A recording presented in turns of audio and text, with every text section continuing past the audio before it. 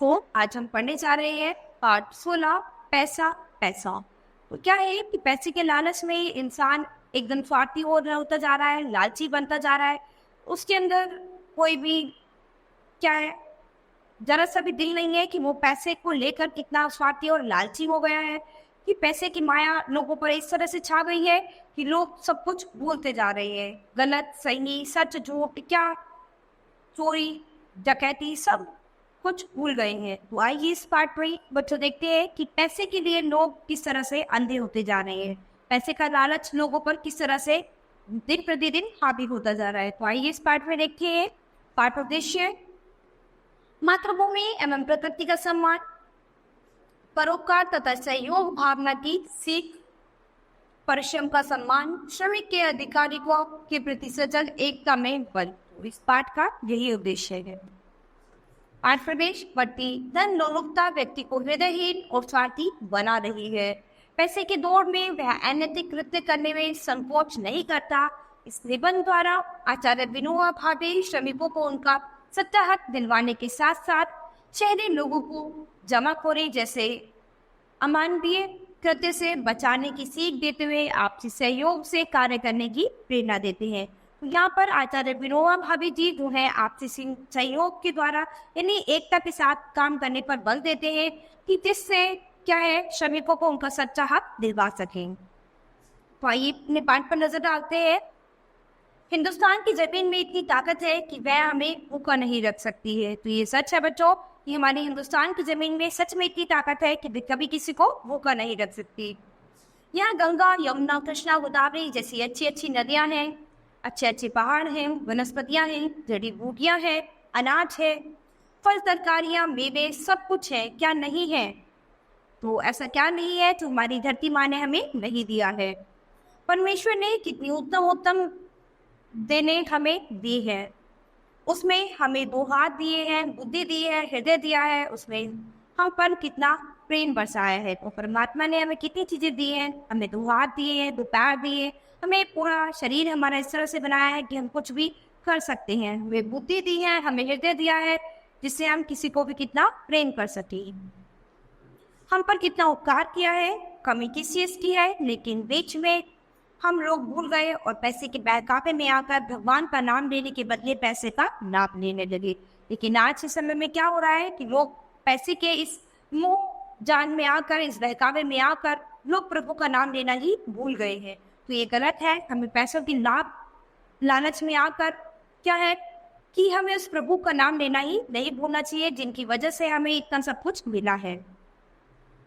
इन दिनों तो यह होता है कि कोई पड़ोसी की भी सेवा करता है तो पैसे मांगता है। तो आज के समय में जमाना इतना खराब हो चुका है कि अगर कोई किसी पड़ोसी की थोड़ी सी सेवा भी करता है तो उसके लिए भी पैसे मांगता है। बीमार आदमी डॉक्टर से औषधि मांगता है तो डॉक्टर भी उससे पैसे मांगता है। पहले ऐसा नहीं था। गांव का बढ़ई हर किसी के घर जो काम निकलता था वह कर देता था, पैसा नहीं मांगता था। तो पहले के जमाने में ऐसा नहीं हुआ करता था। जब भी गांव का बढ़ई या कोई भी किसी के घर पर कोई काम निकलता था तो वो कर देता था, लेकिन पैसे नहीं मांगते थे। साल के अंत में जब फसल होती थी तब हर किसान फसल का एक हिस्सा बढ़ई के घर पहुंचा देता था। इसी तरह गांव के लुहार, वैद्य, शिक्षक आदि गांव की सेवा करते थे और उन्हें फसल का हिस्सा मिल जाता था। तो पहले जमाने में क्या होता था कि जो वैद्य लोग थे, शिक्षक थे, बढ़ई थे और लोहार, ये सब लोग भी जो गांव की भी सेवा करते थे, उनके बदले उन्हें पैसे नहीं मिला करते थे। तो जब भी किसान की फसल होती थी साल भर में तो वो फसल का एक एक हिस्सा इन सब के घर भिजवा दिया करते थे। तो पहले पैसों का कोई भी लेना देना नहीं था। लेकिन आज पैसे की लोभ लालच में आकर दुनिया बहुत ही स्वार्थी हो गई है। किसान के सुख दुख में सबका सुख दुख रहता था, लेकिन इन दिनों हर कोई हिसाब करके पैसे मांगता है। लेकिन आज का समय कैसा आ गया कि हर कोई हिसाब किताब में केवल पैसे मांगता है। लेकिन पहले जिस तरह चलता था उससे गांव सुखी था। गांव में जमीन का कोई मालिक ना रहे, जमीन सबकी हो जाए, सब मिलजुल कर काम करें, एक दूसरे की सेवा करें तो सभी सुखी होंगे। पहले ऐसा नहीं होता था, किसी की अलग से कोई जमीन नहीं होती थी, कोई मालिक नहीं होता था, सभी की जमीन होती थी, सब मिलजुल कर काम करते थे और सभी सुखी रहा करते थे।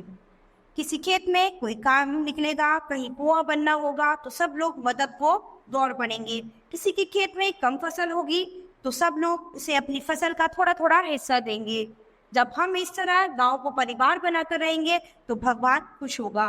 तो इस तरह से क्या था कि पहले लोग अपने गांव को ही एक परिवार की तरह रहते थे, अपने गांव को ही परिवार बनाकर रहते थे। इससे क्या है, भगवान भी खुश होते हैं।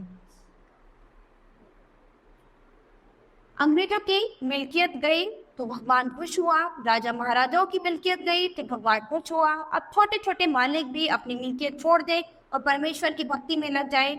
ये कोई जबरदस्ती से करने की बात नहीं, परस्पर प्रेम से और एक दूसरे को समझा बुझाकर करने की बात है। तो जब अंग्रेजों की मिल्कियत यहाँ से गई तब भी भगवान खुश हुए, जब राजाओं महाराजाओं की मिल्कियत यहाँ से गई तब भी भगवान खुश हुए। लेकिन अब ये जो छोटे छोटे मालिक बने हुए हैं वो भी अपनी मिल्कियत छोड़ दें तो भगवान खुश हो जाएंगे।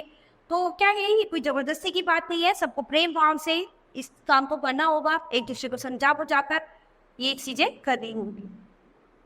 आज कुछ जमीन के मालिक बन बैठे हैं, बाकी सब मुठिया मजदूर हैं, लेकिन ये जो मुठिया है वे ही मूल है, वे ही बुनियादी है। वे काम करते हैं, अगर वे काम नहीं करेंगे तो फसल कैसे पैदा होगी। इसलिए हम जिन्हें मुठिया कहते हैं उनका भी जमीन पर उतना ही हक है जितना मालिक कहलाने वाले लोगों का है।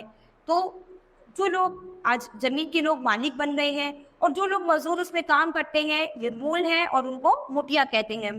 तो उन मुठिया लोगों का भी उस जमीन पर अधिकार है क्योंकि वे ही उस पर काम करते हैं, तो मालिक कहलाने का हक उनका भी है।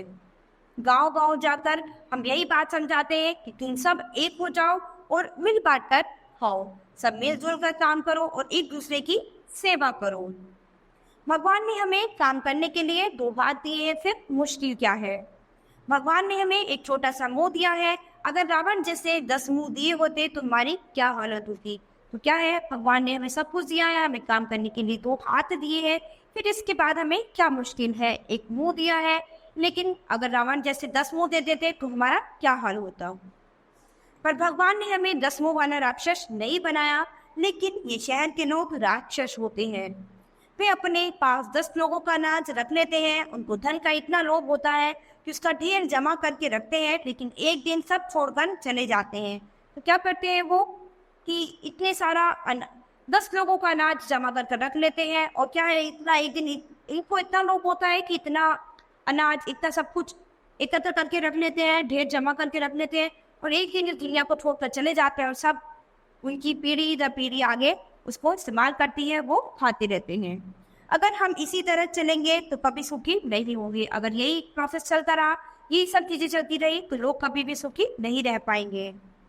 जब हम अपने हाथों से काम और दूसरों की सेवा करेंगे तभी सुखी होंगे। जब हम अपने हाथों से दूसरों के लिए कुछ करेंगे तभी हम सुखी हो पाएंगे। अपने हाथ से किसी के लिए किसी की सेवा करेंगे, किसी के प्रति दया दिखाएंगे, तभी हम सुखी रह पाएंगे।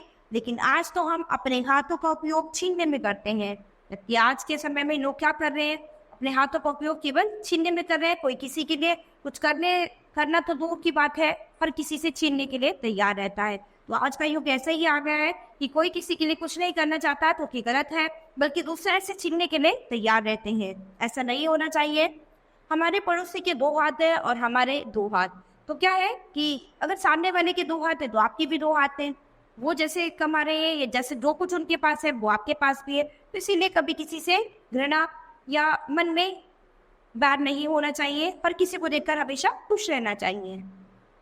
अगर उसके 2 हाथ और हमारे 2 हाथ मिलकर काम करेंगे तो सबको खाना मिलेगा, लेकिन आज हमारे 2 हाथ उसके 2 हाथों को काटते हैं और उसके 2 हाथ हमारे हाथों को, इसलिए सब दुखी है। तो आज के समय में क्या हो रहा है कि पहले समय में क्या होता था कि सोचता इंसान मेरे 2 हाथ हैं और इसके भी 2 हाथ हैं, 4 हाथ मिलकर काम करेंगे तो सभी लोगों को खुश रख पाएंगे। लेकिन आज के समय में क्या है कि अगर सामने वाले के 2 हाथ हैं तो एक दूसरे के आपस में हाथ काटने को तैयार रहते हैं कि, और इसी वजह से कोई भी सुखी नहीं रह पाता। तो सब सुखी दुखी हैं, सब दुखी है इसी वजह से, क्योंकि क्या है कि सब एक दूसरे को काटने में लगे रहते हैं, कोई किसी को देखकर खुश नहीं रह पाता है, सब एक दूसरे की तरक्की से चलते हैं। तो ये गलत है। इसी से हम आपको समझाते हैं कि आप एक बन जाइए। तो यहाँ पर आचार्य विनोबा भावे द्वारा लिखा गया नाटक है कि इसमें वो यही समझाना चाहते हैं कि आप सभी एक हो जाइए, सभी एकता के सूत्र में बनकर काम कीजिए। कभी किसी के लिए कोई घृणा, पाप, छल कपट मन में नहीं होना चाहिए, क्योंकि अगर हमारे मन में ऐसा भाव होगा तो क्या है कि हम कभी भी आगे नहीं बढ़ पाएंगे, कभी भी खुश नहीं रह पाएंगे। तो हमें क्या है, हमें खुद भी खुश रहने की का प्रयास करना चाहिए और सामने वाले को भी खुश रखने का प्रयास करना चाहिए। तो हमें एकता के सूत्र में बनकर सभी को काम करना है, कभी किसी के लिए गलत नहीं सोचना, सभी के प्रति सेवा भाव हमें दिखाना चाहिए। तो बच्चों, ये पाठ हमारा यही खत्म होता है। वो अपने नई क्लास में मिलेंगे अपने नए पाठ के साथ। धन्यवाद।